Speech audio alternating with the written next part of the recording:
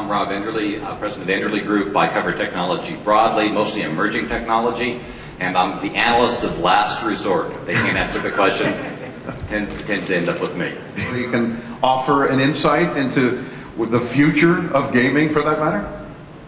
Yeah, gaming is going broad. The reality is the iPhones will open us up to the idea that the smartphone can be used as a gaming platform, and that's given the diversity in the PC gaming environment. And we had a fairly big breach when Microsoft decided to bring out the Xbox. They pulled focus off PC gaming and caused that area to stagnate. The game console market then fragmented. You had Nintendo, Sony, and the Xbox fighting over a market, and Nintendo went through the roof because they actually remembered what the price point was. But at the end of the day, the iPhone's been capturing a lot of the interest of late, and it may have the tendency to steal a great deal of the market. Though I think for a lot of us, we're watching Android. The Google folks understand the power of the back end. They understand the power of the cloud. And we've got products like OnLive coming, which provide the entire gaming experience in the cloud and off the back end, which means you can pull the cost off the front end, off the client, put all the costs in the back end, provide a much higher level of performance and technology at a much lower entry cost, and then charge it over a monthly basis, much like people now play for World of Warcraft. It's a game changer. In fact, the one big trend that I was going to talk about, since I've got the mic, I will do it now, is this whole idea of the cloud as a platform. And moving the complexity out. Because once you have everything connected, and you've got decent bandwidth, and you don't necessarily need to run a lot of things to the client side, you can run it in the cloud, and that allows, for once, a standard platform that crosses a large number of devices. Developers like it because it allows them to cover the devices, and users like it because they can pick an application and it'll run on whatever they want it to run. So do you think Microsoft's going to stop making Word because they're not going to stop selling it? No, they're actually working on hosting it. So you're going to see Microsoft's not out of the game, but they've got to worry about cannibalization. As they move to the cloud, they worry about how much revenue they're going to lose off the desktop, and that's their model right now. But they're aggressively trying to get around this. They see Google as the threat, and Google wants to put them out of business. So it's going to be an interesting battle. Oh, one other thing. This opens up the carriers. But wait, there's more. Yeah, this opens up the carriers as a competitor. So you're going to see some major battles between the OEMs and the carriers in terms of who's going to sell what, who owns the brand, across a broad variety of products. And even Apple here, who's held very well against AT&T and the carriers, is probably going to find an interesting fight, because if you think about it, the power exists in the person that touches the client, and increasingly that's the carrier, not the OEM. And from a cell phone gaming perspective, it used to be, I guess, until very recently, that the only time you played games on your smartphone might be commuting or waiting at a doctor's office. You're just kind of killing time, changing dramatically.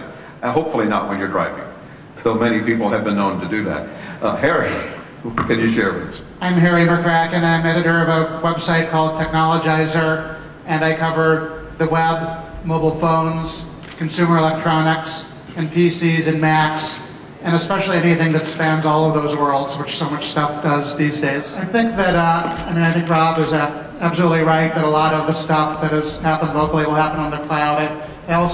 We saw this morning that TV, PC, and phone makes up most of this market. I think more and more those are going to be thought of as really one category, because essentially they all have screens, they all have some means of input, and they're all going to run applications and have internet connections. Obviously PCs and phones already do that. We're just starting to see, as Ross said, that the TVs will all have internet connections, and I think TVs will all run applications.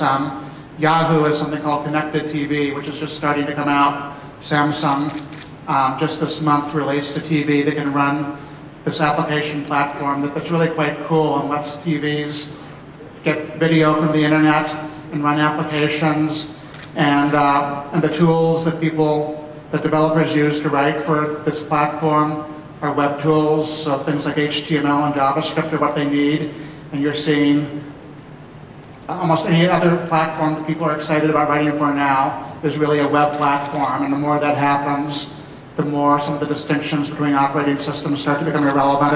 I really think that long-term operating systems are going to go back to the days of DOS, where they're kind of plumbing and they're not terribly sophisticated and you don't really see them, and the web will be the front end for almost everything. Yes, sir. I'm Roger Slaan, I'm from Holland. And I've got a question about grid computing. If anyone in the panel sees grid computing coming into the consumer world in the next 10, 20 years, if we're looking in the future so far, maybe grid computing can be a part of it. Grid. Yeah, universities and big companies use shared computer capacity to get the job done. I think that even Lord of the Rings is made with... We've kind of gone over to calling that cloud. I mean, if you think about it, we've changed the term so much, but cloud very much is that same underlying concept, the idea that you used unused resources to move stuff around. The problem with the grid and the initial cloud, folks have moved, like EMC, have moved to the idea of private cloud now, is if the information is moving freely between machines, how do you secure it? I mean, how do you make sure that your private information remains private if it's actually running on a machine that you don't control? So they've modified the concept right now. At least folks like VMware and EMC and RSA are now talking about it in terms of the private cloud and allowing it to move around on hardware that you control, that you can assure.